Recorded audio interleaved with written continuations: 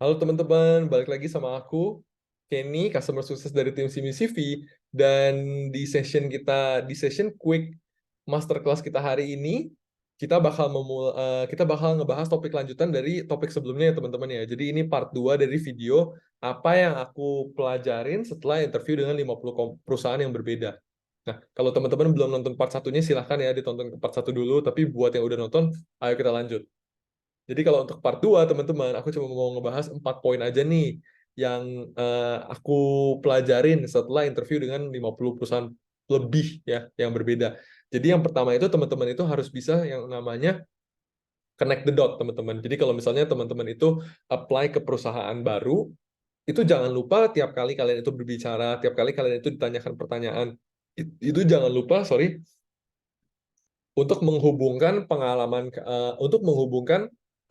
penghargaan atau achievement dari perusahaan kalian sebelumnya ke posisi yang sekarang itu kalian apply. Jadi sebagai contoh nih, kalau misalnya kalian itu apply sebagai sales. Nah, di perusahaan sebelumnya itu kalian itu bisa membawa banyak perusahaan-perusahaan besar. Udah gitu kalian itu juga menghasilkan let's say 10 miliar nih in terms of like income ke perusahaan tersebut. Itu jangan lupa di-mention teman-teman. Udah gitu kayak kalian itu juga bisa menambahkan hal seperti ini ya.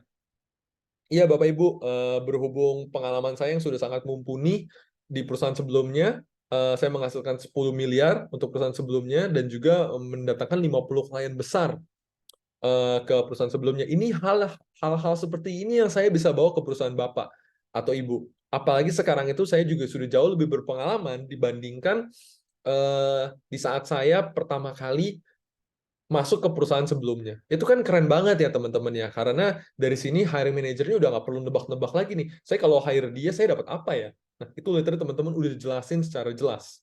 Jadi itu mungkin poin yang pertama ya teman-teman ya. Kalau poin yang kedua, itu make sure kalau misalnya teman-teman itu udah mulai belajar yang namanya cold email atau cold outreach, teman-teman. Jadi basically untuk yang belum tahu cold email itu apa, itu menulis pesan singkat atau untuk ya menulis pesan singkat dari online via email atau via LinkedIn ke orang yang tidak dikenal, teman-teman. Jadi purpose-nya itu apa? Purpose-nya itu kayak kalian tuh pas di university kalian punya teman kan. Cuma kan kalau di university kalian kenalannya di bangku kuliah nih. Kalau sekarang kan udah dunia kerja ya. Kalau kalian nggak kenalan sama siapa-siapa kan temennya nggak nambah gitu, teman-teman. Nah, ini yang aku saranin. Kenapa nambah teman itu penting? Karena yang bisa ngebantu kalian itu dapat kerja, misalnya ya paling mudah. Yang bisa ngebantu bisnis kalian kalau misalnya mau grow, itu memang dari network profesionalnya kalian. Makanya aku mau saranin kalian itu nulis cold email sebanyak mungkin ke orang yang tidak dikenal. Ya, cara menulis cold email itu aku yakin di internet udah banyak banget, jadi silahkan di research lebih dalam. Tapi intinya, eh, kalau nge-share dari pengalaman aku pribadi ya teman-teman ya, dengan aku nulis quote email itu aku udah sempat sampai dapat interview. Even kayak apa namanya dari awal pertama nih dulu aku pernah kerja di perusahaan namanya Hactive Eight. Itu aku pernah ngobrol sama hiring manajernya sebelum aku itu ujung-ujungnya diterima, teman-teman. Jadi aku waktu itu cuma ngobrol sama hiring manager karena tertarik aja, kayak menurut aku hiring manajernya profilnya keren. Aku malah nggak even ada pikiran mau kerja di sana, teman-teman. Ya, udah gitu aku ngobrol, ngomong-ngomongin hal tentang HR, ngobrol-ngobrolin hal tentang kayak pekerjaan pada umumnya. Ya, kita ngobrol udah gitu 4 bulan kemudian loh ya. Again, aku ngobrol-ngobrol ini tidak ada ekspektasi untuk dapat kerjaan. Tapi 4 bulan kemudian di saat ada opening, itu aku di interview pertama, teman-teman. Nggak even perlu submit resume. Jadi semoga teman-teman ngerti ya gunanya cold email itu buat apa dari yang aku share.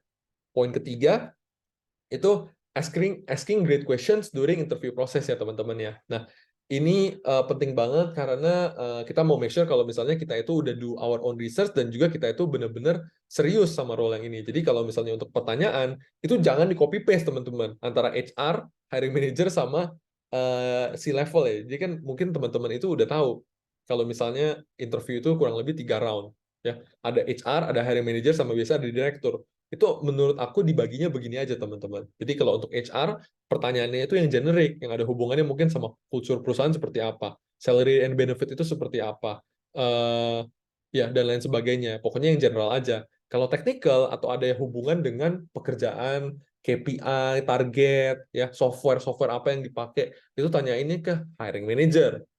Nah, yang terakhir sama si level atau direktur, itu kalian itu mau nanya ke garis besar perusahaannya itu nanti ke depannya ke arah mana, teman-teman. Jadi kalau misalnya kalian itu ngomong sama direktur, of course pertanyaan yang kalian mau tanya itu tipe-tipenya itu kayak, oh, nanti itu Bapak Ibu mohon izin bertanya nih, kalau misalnya nanti itu dalam 1 tahun ke depan itu produk apa yang bakal dikembangkan sama perusahaan ini?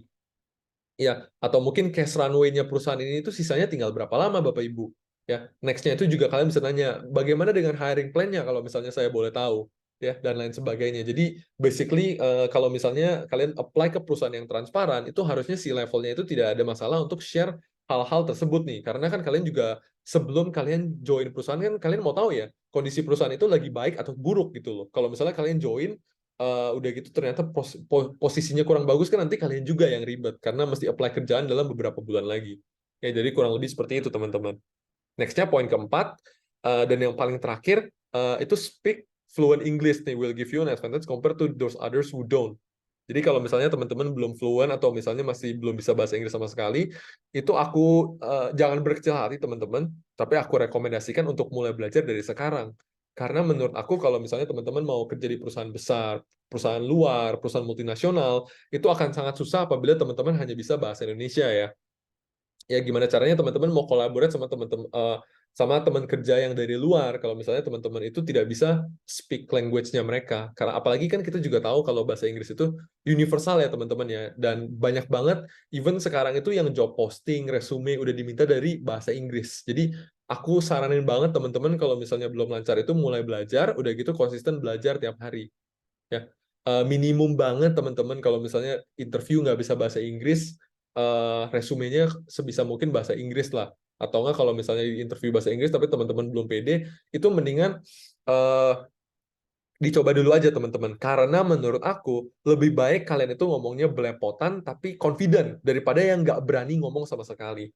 Ya, jadi kurang lebih seperti itu teman-teman untuk master class-nya kita di hari ini. Semoga membantu. Thank you so much yang udah nonton video kali ini.